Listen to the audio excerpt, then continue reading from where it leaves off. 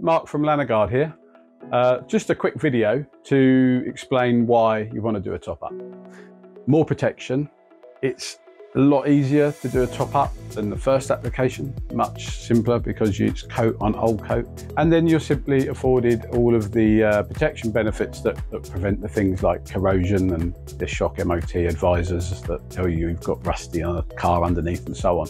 The areas that I look at are, wheel spray areas. Wherever there's road spray that's flying up a lot, or grit flying up, check that that's got enough protection and that you didn't perhaps need to use more of the moto grease in that area. And all the weld seams and the sharp edges and nuts, threads that are maybe on a horizontal that perhaps didn't capture as much of the spray as you'd like originally.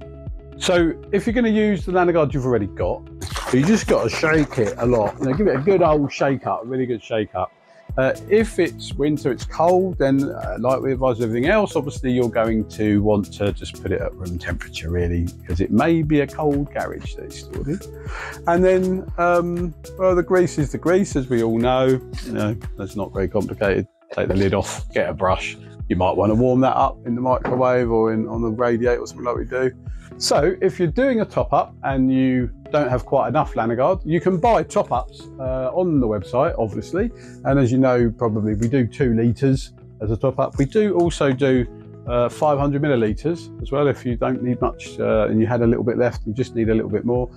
There is obviously the grease, and there are other sizes, as you know, 5 litres as well. And in fact, there's even 20 litres if you've got a fleet of cars.